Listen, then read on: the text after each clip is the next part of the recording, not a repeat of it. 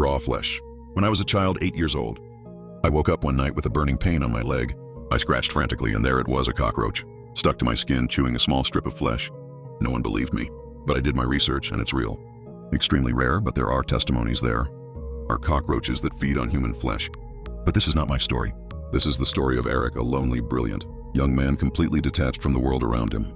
Since childhood, he had suffered from personality disorders, social difficulties, and a sickening obsession with insects, especially cockroaches. At 27, he lived alone in an old house inherited from his grandmother in the suburbs of Adelaide, Australia. At the end of a long hallway in a windowless sealed room, he built his sanctuary, a cockroach farm. Millions of them. He fed them with rotting meat he acquired through black markets and shady veterinary clinics. In his madness, he considered them his family. Despite his darkness, Eric was a genius. He worked as a microbiologist in an experimental laboratory. That's where he met Clara, a young lab assistant. Outgoing, sweet, and oddly fascinated by the strange, she was drawn to Eric's uniqueness, and for the first time in his life, Eric felt loved, seen. They fell in love. Went to the beach together, camped at Uluru, made love for the first time. Eric felt like his world was finally expanding beyond the constant hum of insect legs. But he made a mistake. Caught in the ecstasy of their trip, he forgot to feed his cockroaches. 7 days without food.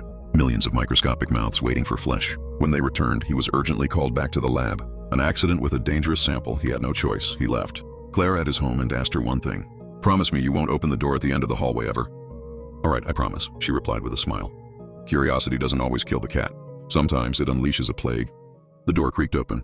The stench came first. Then the sound. A wave of rustling bodies. Millions of cockroaches stirred by the scent of fresh meat. Within seconds, the walls seemed to vibrate. The creatures surged forward like a living wave. Thousands, millions covering her, crawling. Into her mouth, her eyes, every orifice in her body. When Eric came back, the door was open. He screamed. He ran. He found her body, unrecognizable, reduced to bones, hair, and bloody scraps of clothing. In shock, he grabbed a can of insecticide, but the hiss summoned the colony. They no longer recognized him. He was no longer their master. He was meat. The cockroaches devoured him without mercy. He screamed for minutes until his throat, too, was eaten alive. Days later, authorities found the bodies, or what was left of them. They never figured out exactly what killed them, but the room was empty. Empty of bodies, full of shells, and with the door wide open. To this day, no one knows where the cockroaches went. We only know they once tasted human flesh, and they'll be hungry again.